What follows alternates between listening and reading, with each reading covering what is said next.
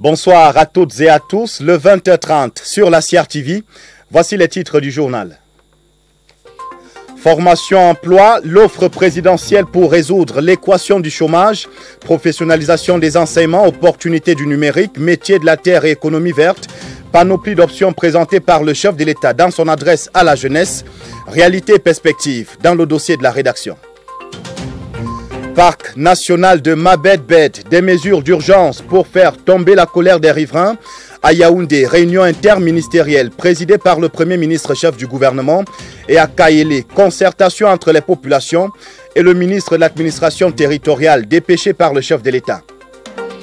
Journée mondiale de la radio, ode et éloge pour un média de proximité et d'interaction. Des icônes, des expositions et des tranches d'antennes spéciales au poste national pour amplifier l'écho de la célébration. Le 20h30 sera branché sur la fréquence de la maison de la radio. Et voilà pour les titres. Merci de vous informer sur nos antennes. Le dossier de la rédaction en ouverture de ce 20h30. Abreuvons-nous encore ce soir à la source des orientations éclairées de la traditionnelle adresse présidentielle du 10 février. Une adéquation fait office de catalyseur dans la lutte contre le chômage. Le package formation-emploi proposé par le président de la République favorise au fil des ans de grandes transformations, même si la réalité dans beaucoup de structures d'apprentissage reste à améliorer. Aboubakar Abou, reportage. Ce sont des établissements qui ouvrent des perspectives prometteuses pour l'insertion socio-professionnelle, mettant la pratique au cœur de leur démarche. Ils proposent une formation professionnelle de qualité visant à former des esprits éclairés, des têtes bien faites pour le marché de l'emploi.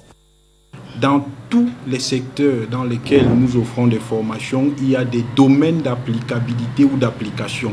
La vision est que chaque étudiant diplômé de l'Institut universitaire Bissaï soit suffisamment outillé afin qu'il puisse déjà lui-même s'épanouir sur le plan socio-économique. Nous mettons plus l'accent sur l'autonomisation des personnes que nous formons. C'est pour ça que nous avons des unités d'enseignement qui leur permettent de se prendre en main et pouvoir être pourvoyeurs d'emploi. Et les progrès réalisés dans ce secteur sont indéniables. Nous avons un système d'études qui fait en sorte que l'étudiant puisse mettre ce qu'il a appris sur le plan pratique au sein d'une de nos entreprises. Toutes les formations que nous offrons, nous avons un champ d'expérimentation qui permet justement à l'étudiant qu'à la fin de sa formation, qu'il soit utile pour la société et utile pour lui-même. Cependant, les contraintes découlent souvent d'un manque de ressources matérielles adaptées à la pratique, mais aussi d'une orientation manquée dès le départ. Il faudrait que nous puissions amener les jeunes à éclore leur savoir-faire, leur talent qu'ils ont enfoui en eux. Il faudrait que les conseillers d'orientation, justement, prennent le taureau par les cornes, accompagnent les parents pour que ceux-ci puissent faire des choix judicieux. Quoi qu'il en soit, l'ancrage dans la professionnalisation demeure un défi majeur pour assurer l'insertion socio-professionnelle des jeunes Camerounais. Autre option alléchante, l'économie circulaire. Le chef de l'État a notamment parlé des opportunités des énergies renouvelables, la gestion des déchets, l'exploitation durable des produits forestiers non ligneux et la pratique de l'agriculture biologique, un exemple de possibilités ouvertes sur la piste de l'emploi vert. Agnès Solange, à Bessolo. Aucun pesticide chimique ou herbicide, encore moins engrais synthétique, n'est utilisé dans ce champ de piment situé non loin de Ngoumou, dans la Mefou à Kono. Loin d'une agriculture biologique certifiée, l'agriculteur est dans une approche biodynamique qui implique l'usage de substances à base de plantes et d'animaux. Par exemple, les urines de lapin, les crottes de bœuf, les déchets, les fientes de volaille. Ça vous permet, n'est-ce pas, d'utiliser de l'engrais à moindre coût et ainsi de réduire les coûts de production. Pourtant, l'agriculture biologique repose sur un recyclage systématique de certains sous-conduits issus de l'élevage. Des centaines d'emplois sont créés à travers le pays par cette activité. Parce que les tas d'immondices qui jonchent parfois les rues regorgent la plupart du temps des trésors cachés. Il faut fouiller pour le trouver. Partout où se trouvent des immondices, des déchets qui nous encombrent et qui nous gênent, il y a pas mal de Camerounais qui s'activent à ramasser certains déchets, ça et là. Ils sont dans une chaîne de valeur, chacun pour chaque type de déchet. Il y a le déchet, par exemple, du plastique, du papier carton, des déchets ferreux et non ferreux, très prisés dans ce secteur. Notre activité est centrée sur l'économie circulaire et la création d'emplois verts. Nous avons des sites dans 6 villes du Cameroun et particulièrement ici à Garoua, nous créons des emplois, 40 emplois en cours de création ici. Un travail à la chaîne qui permet une meilleure gestion des déchets et favorise la production des énergies renouvelables et des constituants organiques pour l'agriculture. Des techniques respectueuses de l'environnement aussi, et tout le monde y gagne. Pour des emplois décents à la portée de tous, l'État ne va ménager aucun effort. Le président de la République l'a relevé en mettant en évidence une bonne palette de solutions. Je vous propose de suivre cet extrait sélectionné par Stéphane Ondo. Mes chers jeunes compatriotes, le chômage des jeunes est un phénomène qui n'épargne aucun pays. Des efforts méritoires sont consentis pour le résorber. J'ai à cet égard prescrit au gouvernement de mettre en place un cadre réglementaire régissant l'aide à l'embauche des primo-demandeurs d'emploi. Ces dispositifs visent à mieux accompagner les jeunes n'ayant jamais eu d'activité professionnelle dans la recherche de leur premier emploi. C'est dans cette perspective que s'inscrit également l'élaboration du répertoire national des emplois, métiers et professions. Il permettra de consolider, d'analyser et de diffuser les informations sur les opportunités d'emploi disponibles dans notre pays. Une production littéraire pour décrypter une politique pionnière en faveur des jeunes. L'ouvrage intitulé Paul Biya et la jeunesse camerounaise, hier, aujourd'hui et demain, a été dédicacé ce mercredi à Yaoundé au Musée national. C'est le tout premier livre de Mounouna Foutsou, ministre de la Jeunesse et de l'Éducation civique. Daoud Mouliom. 446 pages qui relatent des politiques, faits et actes en faveur de la jeunesse camerounaise. L'auteur Mounouna Foutsou en est un témoin privilégié et acteur opérationnel de mise en œuvre. Paul Biya et la jeunesse camerounaise, hier, aujourd'hui et demain, décryptage homothétique du quaranténat d'une politique pionnière, intemporelle en faveur de la jeunesse. C'est un ouvrage qui s'érige en réponse face à une vague de désinformation, contre-information, manipulation et dénigrement des réalisations du président Paul Biya, pourtant innombrables et diversifiées, au profit d'une jeunesse qui ne s'en rend toujours pas compte. Le premier mérite de l'ouvrage, c'est d'être une source documentaire importante. Ça permet aux jeunes de savoir la pensée du président et éventuellement la comprendre. On ne se rend pas toujours compte qu'il y a autant d'actes posés en faveur de la jeunesse. Et lorsqu'on les voit compulsés dans un ouvrage, véritablement on s'en étonne et on salue l'auteur. La cérémonie de dédicace de ce 12 février a mobilisé un public autant diversifié que les catégories de lecteurs ciblés. Au premier rang, les jeunes et leurs encadreurs, les leaders d'opinion, hommes de médias ainsi que les hommes politiques. L'ouvrage est d'ailleurs préfacé du docteur Pierre Ismaël Bidongpat et postfacé par Adoum Garoua dans un contexte dominé par le recul de la morale ou de la citoyenneté au profit de l'invective. L'auteur souhaite redonner sens et corps à ces valeurs qui font la dignité du Cameroun à travers le monde. Sensibiliser la jeunesse, bien l'informer sur ces opportunités offertes par cette politique pionnière et intemporelle. Pionnière parce qu'elle est avant-gardiste, elle inspire d'autres pays, transcende les générations. Elle a une vision qui donne de l'espoir et de l'espérance à la jeunesse. Un produit des éditions d'Inember et Larimber que tout bon citoyen et républicain camerounais voudrait acquérir et découvrir dans son riche et instructif contenu. La situation pourrait être qualifiée de conflit homme-animal. Le Premier ministre chef du gouvernement a présidé ce mercredi à Yaoundé une réunion interministérielle à la suite des mouvements d'humeur nés de la démarcation du périmètre du parc national Ma-Bed-Bed dans la région de l'extrême nord. Joseph Diangouté a prescrit des mesures immédiates pour la préservation de la paix sociale. Laurentine Bokono à l'immeuble Étoile. Réunion interministérielle, réunion de crise ce mercredi à l'immeuble Étoile autour du Premier ministre chef du gouvernement Joseph Diangouté, les membres du gouvernement et bien d'autres personnalités proches du dossier de la mise en œuvre du parc national Mambembe. Les couloirs de migration des éléphants ont été un peu perturbés par plusieurs facteurs, notamment les changements climatiques, avec la raréfaction de la ressource en eau, il y a aussi le déboisement. Et cela a fait changer parfois les habitudes des pachydermes. Mais nous avons un décret du Premier ministre chef du gouvernement qui est venu créer le parc. À la base de cette initiative, des objectifs nobles: sauvegarder les espèces animales, végétales et leur habitat, maintenir les couloirs de migration des éléphants, réduire les conflits hommes-éléphants dans la localité riveraine. À l'amorce de la mise en œuvre du projet, voici que surgissent les problèmes de cohabitation homme-éléphant, de préservation de la biodiversité, etc. Le terrain semble favorable aux politiciens du dimanche qui active le levier de la désinformation pour inciter les populations locales à se rebeller contre le projet. Un problème de désinformation.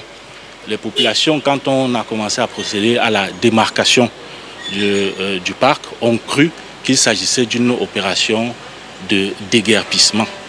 Et cela donc a été amplifié par les réseaux sociaux et a donc dégénéré. Montée de tension, mouvement d'humeur. Pour le moment, un calme précaire règne dans la localité, mais les activités de démarcation du parc national sont suspendues. Au terme de la réunion interministérielle de ce mercredi, le Premier ministre chef du gouvernement, Joseph Diangouté, a prescrit de préserver la paix sociale dans la mise en œuvre du projet du parc Mambembe dans le département de Mayokani. Il a demandé d'accentuer la communication sur le terrain afin d'éviter la désinformation. Une équipe de haut niveau est attendue au cours des prochains jours pour apaiser les tensions et trouver des solutions communes aux problèmes communs.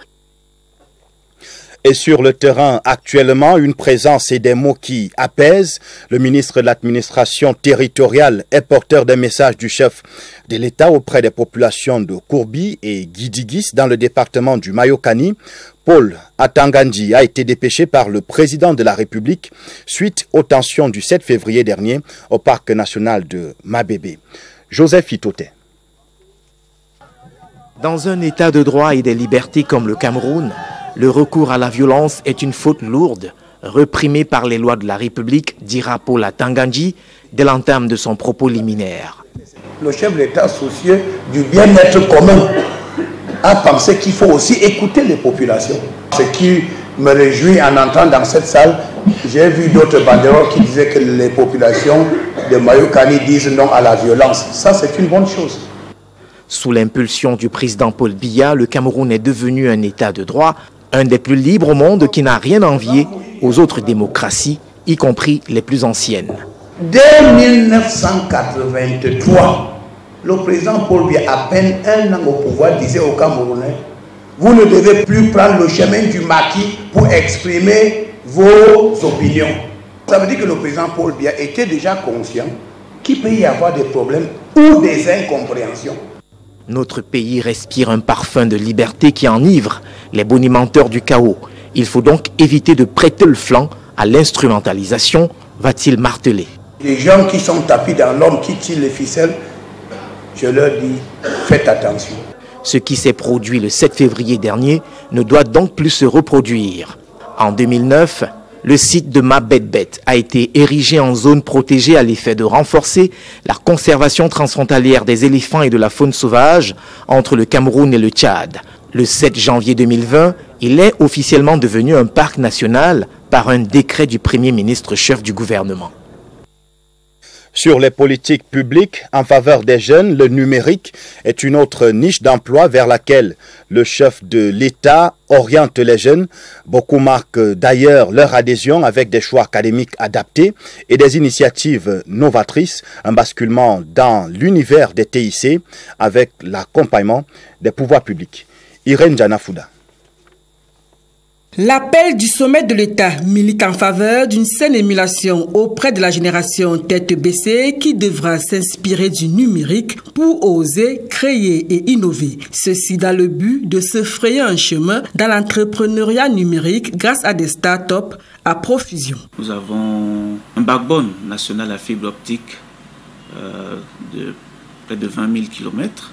Pour qu'on en arrive à ce que les start-up puissent suffisamment capter ce potentiel, il faudrait la possibilité pour ces startups de vendre ce qu'elles produisent. Ce nouveau filon qui surfe sur la vague du numérique ouvre à de nombreux jeunes une fenêtre sur le monde de l'auto-emploi.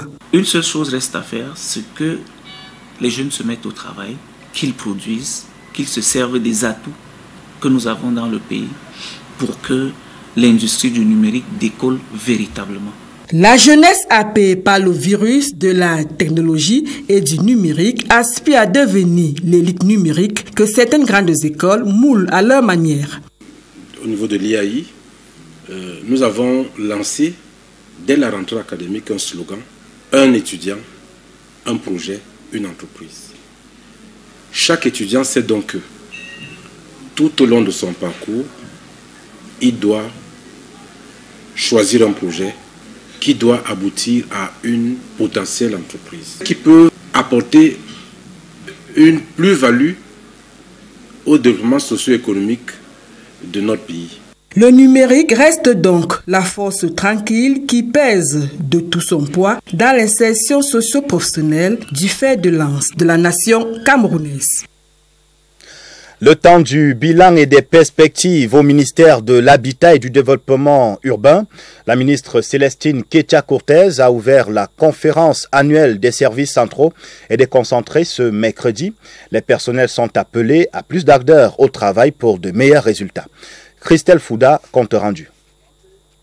Produire des résultats visibles et palpables en termes d'amélioration de l'habitat, mais aussi de développement urbain et rural, tel sera le fil conducteur de l'action du ministère de l'Habitat et du Développement urbain en 2025. C'est une année d'évaluation et d'appréciation des grandes réalisations du terme des grandes opportunités. Il s'agit, après l'évaluation de 2024, de jeter les bases de 2025. Année charnière au cours de laquelle les services centraux et déconcentrés du ministère de l'Habitat comptent s'approprier les clés du succès en se mettant à l'école des performances. Pour la poursuite sereine des grandes réalisations du chef de l'État, nous avons prévu, en plus de la présentation des actions prioritaires, donner les clés, le pilier de la bonne mise en œuvre de nos projets en termes de compilation des documents portant des comptes. Mais également, nous allons évaluer les piliers d'exécution à bonne date et selon les règles de l'art. Conférence annuelle des services en présence du payeur général, personnes ressources pour l'occasion. La suite avec cette audience au ministère des Forêts et de la Faune. Le ministre Jules Dorendongo a reçu le haut-commissaire de Grande-Bretagne au Cameroun. Parmi les sujets au cœur des échanges, la gouvernance forestière et la lutte contre le braconnage. Le membre du gouvernement s'est confié à Eunice Enémé. Nous avons échangé sur la coopération de nos deux pays dans le sous-secteur forêt-faune. De façon précise, nous avons évoqué 3 ou 4 choses. Le chemin qui mène vers Belém. Belém, c'est la COP30, ce sera au Brésil. Quels sont les messages que le Cameroun souhaite faire passer, soit de façon individuelle, soit dans le cadre des pays du bassin du Congo, notamment à travers la COMIFAC. Est-ce qu'il est possible de revoir le pledge financier en faveur des pays du bassin du Congo? Quelles sont les perspectives? Nous avons également évoqué les projets que la coopération britannique envisage mettre sur pied chez nous. Vous regardez le 20h30 sur la CRTV. Information en bref, la deuxième édition de la conférence mondiale du marché du travail s'est achevée le 30 janvier dernier à Riyad, au Royaume d'Arabie Saoudite. La délégation camerounaise était conduite par le ministre du Travail et de la Sécurité sociale, Grégoire Orona, qui a d'ailleurs partagé l'expérience des politiques publiques camerounaises dans la promotion du travail décent et la justice sociale. Un amphithéâtre flambant neuf et un nom qui résonne dans les mémoires. L'édifice de l'université de Ngaoundéré est baptisé Amadjoda Adjoudi, un hommage rendu à l'ancien ministre de l'élevage et président du conseil d'administration de l'institution. 500 places pour ajouter au confort d'études. Daniel Belinga, Engene. Dans son allocution d'ouverture, le recteur de l'université, le professeur Mamoudou Abdoul Moumouni, a souligné que cette initiative vise à honorer d'imminentes figures qui ont contribué au rayonnement de l'enseignement supérieur et de la recherche au Cameroun. Les amphithéâtres portent désormais les noms des professeurs, chercheurs et personnalités historiques ayant marqué l'histoire de l'université et du pays. C'est ainsi que Dr Amadjoda Adjoudi, ancien ministre de l'élevage, des pêches et industries animales, PCA de l'université de Ngaoundéré, a désormais un amphithéâtre baptisé en son nom. Le Dr Amadjoda Adjoudi, il en a trop donné de tout son temps, de toutes ses connaissances, de ce qu'il pouvait faire pour rehausser, n'est-ce pas, l'image de l'université de Ngaoundéré.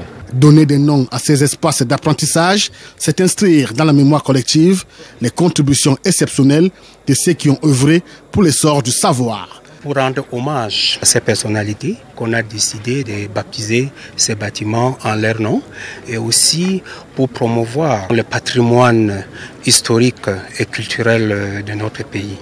La cérémonie s'est achevée par une visite des amphithéâtres rebaptisés et la prestation des groupes de danse culturelle.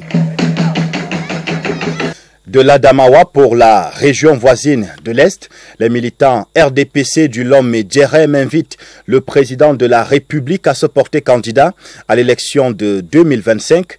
Appel lancé au cours d'une rencontre à Bertoua en présence du sénateur Badel Dangandjinga, chef de la délégation permanente départementale du comité central pour le Lomé Djerem. Ousmane Abdoulaziz pour les précisions. Les bases d'une année électorale réussie dans le Lomé Djerem viennent d'être posées par les militantes et militants du RDPC réunis à la maison du parti de Bertoua à l'occasion de leur rentrée politique 2025 couplée à la relance des opérations d'intensification des inscriptions sur les listes électorales. Dans le parti, nous ne sommes pas là pour le jour du marché. Donc, nous voulons être prêts à tout moment. Ce n'est pas de 20 mots. Nous allons reprendre notre campagne d'intensification sur les listes électorales. Nous avons relancé les activités déjà dans la zone de Mandjou depuis le 17 janvier. Et nous avons mis sur pied des commissions qui sont à pied d'œuvre. Le bilan des activités de l'année écoulée rassure les responsables sur le parfait état de santé du parti au flambeau ardent, d'où l'exhortation du chef de la délégation permanente départementale du comité central du RDPC pour le Lomé Djerem à ses camarades militants de continuer avec le maillage du terrain. C'est la mobilisation derrière le président Paul Biya, notre champion pour l'élection présidentielle de 2025. Le département de Lomé Djerem, c'est le département locomotive de la région. Il fallait donc donner déjà le départ. La motion de soutien et de déférence adressée au président de la République Paul Biya, remise au préfet Simon Kwetindu, était un appel solennel des militantes et militants RDPC du Lomé Djerem à sa candidature pour l'élection présidentielle de 2025 et l'invite à lancer sa campagne électorale à Bertoua, dans le chef-lieu de la région de l'Est.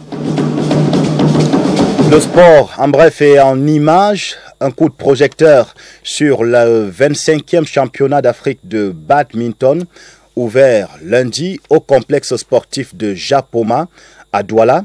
La journée de ce mercredi était consacrée à la cérémonie officielle d'ouverture, cérémonie qui s'est déroulée en présence du ministre des Sports et de l'Éducation physique, le professeur Narcisse Mouélé Kombi. Nous y reviendrons dans nos prochaines éditions. Ce soir, encore des échos de la 59e édition de la fête de la jeunesse. Résilience et vigilance recommandées aux jeunes par le gouverneur du Sud-Ouest. Bernard Okalia-Bilay présidait les manifestations à la place des fêtes de Bongo Square. Salvador Betia.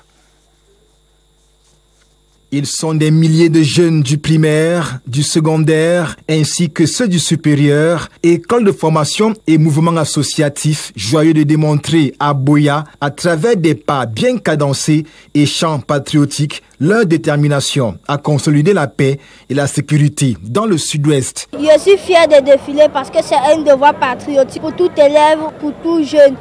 Le gouverneur Bernard Okalia Bilay et tous les acteurs de la vie socio-économique et politique apprécient leur maturité. Nous voulons les féliciter et leur dire de rester vigilants, surtout en cette année d'élection. Les jeunes du sud-ouest particulièrement qui savent les conséquences du désordre, du trouble, doivent rester vigilants pour que plus jamais les jeunes de cette région ne soient l'objet d'une manipulation. Discipline, sécurité et sérénité rehaussent la célébration de la 59e fête de la jeunesse à Boya. À Bamenda comme ailleurs, les autorités et les jeunes ont réécouté l'adresse du président de la République avec la plus grande attention avant le défilé. Le gouverneur Adolphe Lélé-L'Afrique en a profité pour inviter les principaux destinataires de ces messages à appliquer les hautes orientations du chef de l'État. Laurent Chisougbe. Mobilisation de grand jour à la place des fêtes de commerce à l'avenue à Bamenda.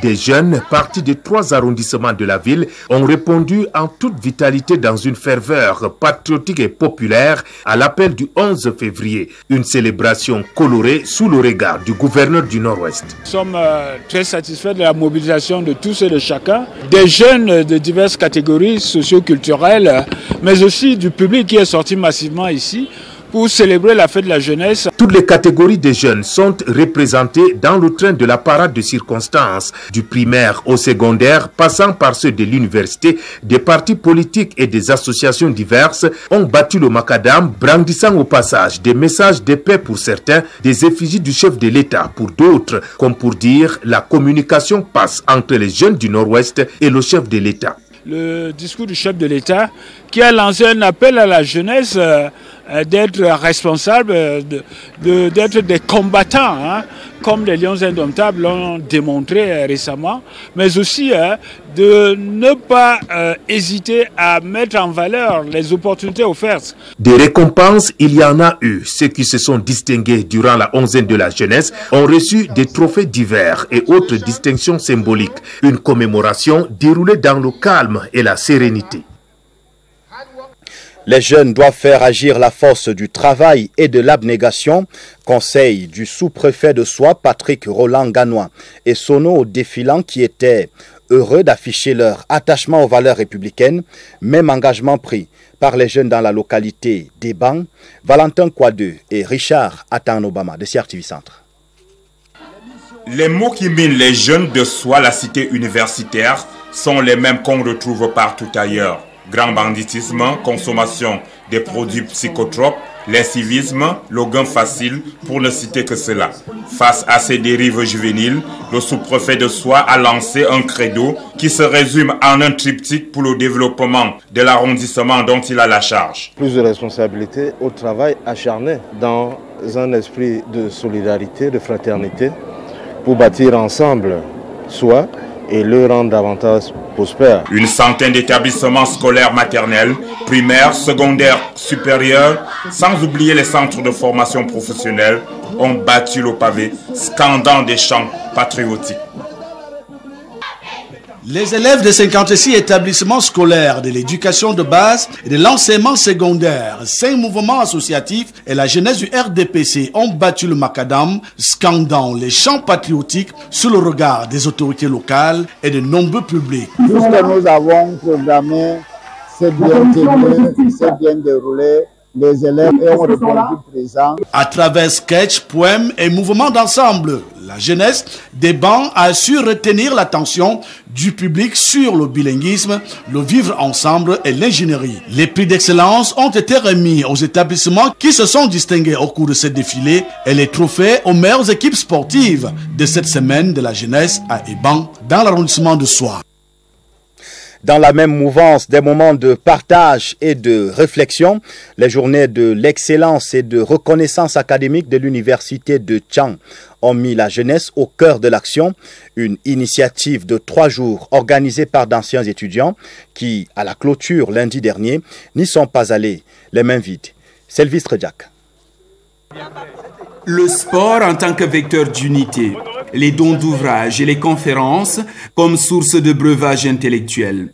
Ce à quoi s'ajoutent les récompenses aux enseignants. Telles sont entre autres les activités choisies par Alumni UDS et le club des juristes 2001-2002 pour leur retour aux sources à l'université de Tchang.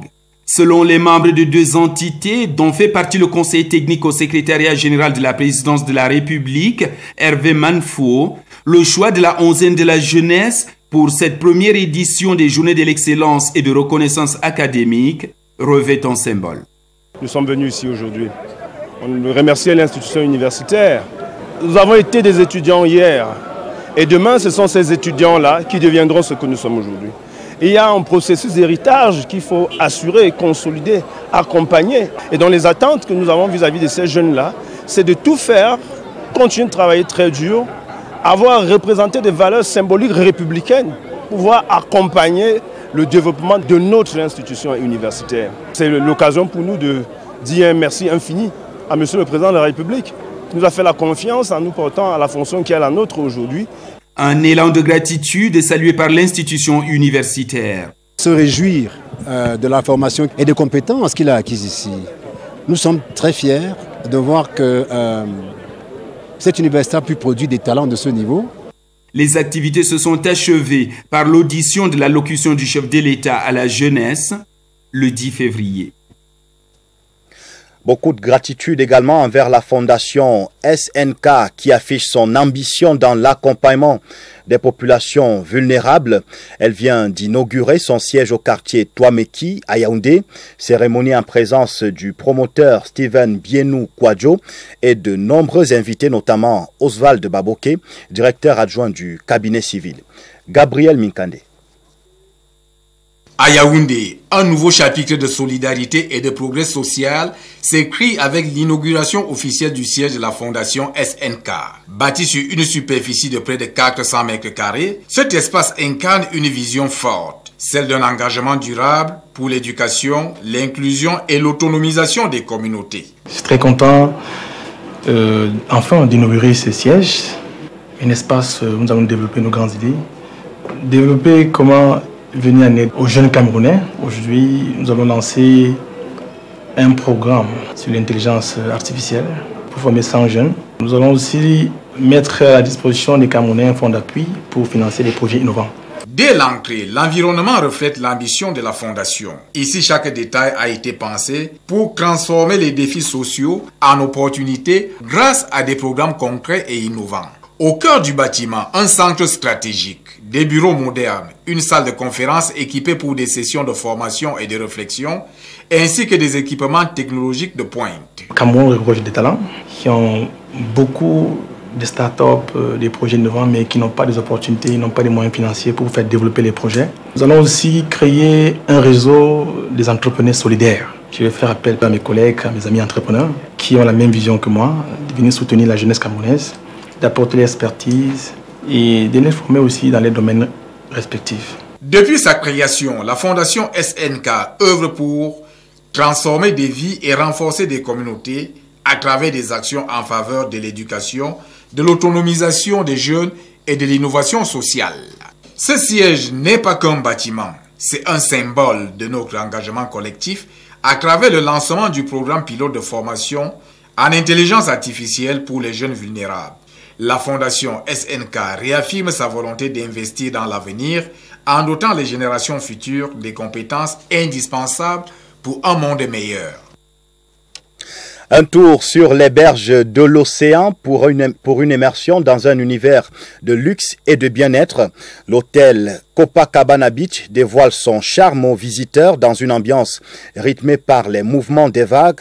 La structure offre un confort unique et une vue exceptionnelle pour admirer la magie et l'immensité de l'océan Atlantique. Dieudonné Noira fait le guide pour un séjour inoubliable à Copacabana Beach.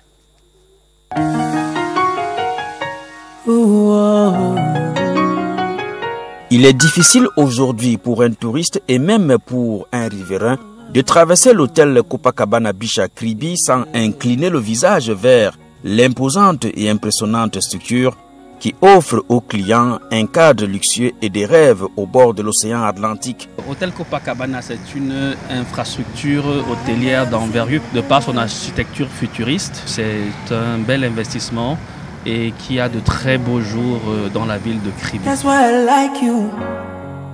L'hôtel Copacabana Beach à Kribi est une véritable destination de choix.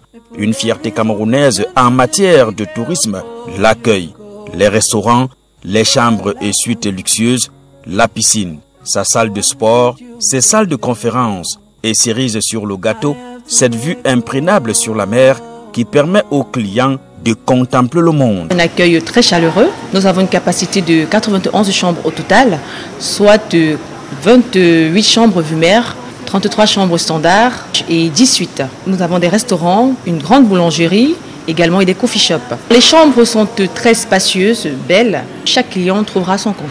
N'hésitez pas à passer au Copacabana parce que le Copacabana, c'est la référence. C'est le tout premier 4 étoiles de la ville de Kribi. L'hôtel Copacabana Beach est sollicité par une grande clientèle et tourne à plein régime. Des inspections récentes ont été effectuées par des experts et n'ont relevé aucun problème de quelque nature que ce soit. Je tiens donc à affirmer avec la plus grande fermeté que ces rumeurs sont totalement infondées.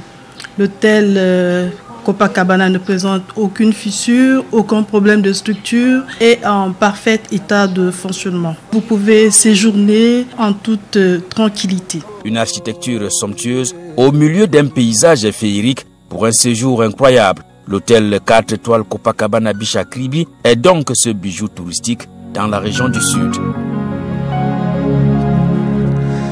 Captons à présent les ondes de la radio pour entendre les échos de la célébration de la journée mondiale à elle consacrée, prévue demain jeudi sous le thème Radio et changement climatique.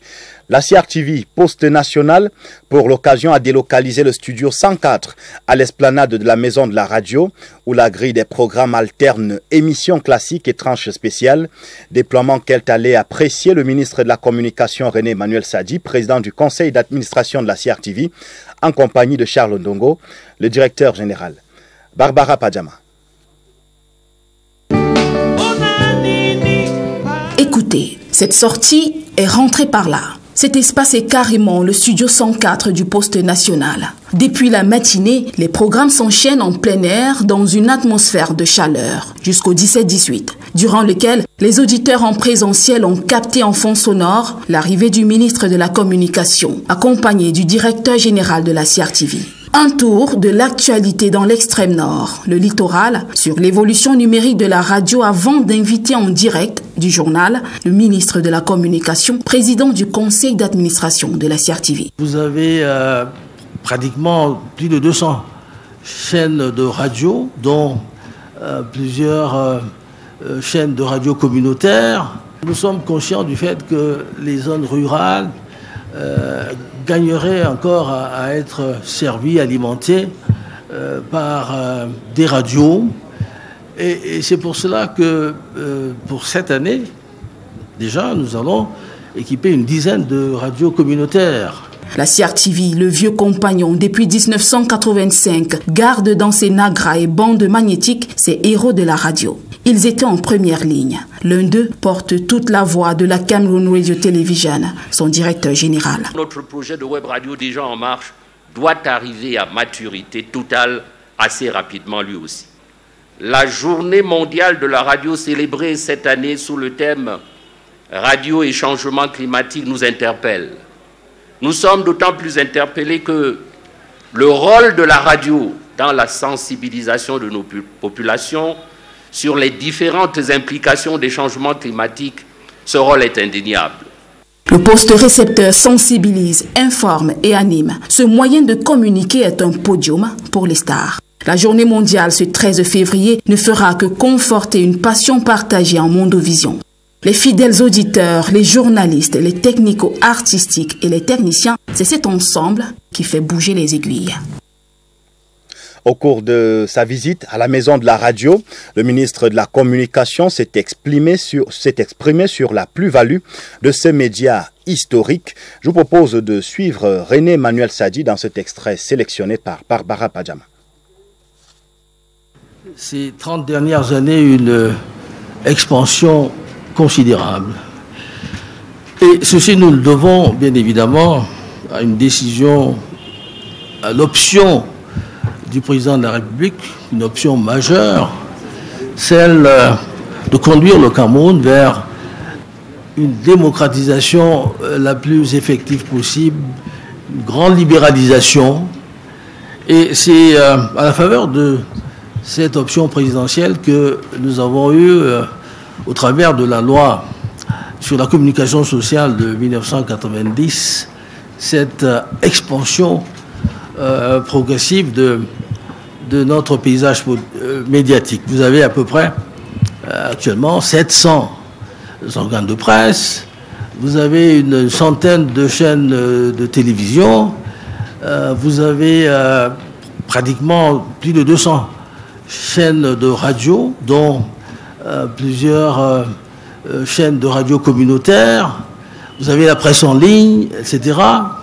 Donc, je crois qu'on peut s'enorgueillir d'avoir aujourd'hui un paysage médiatique tout à fait remarquable, aussi bien en quantité qu'en qualité.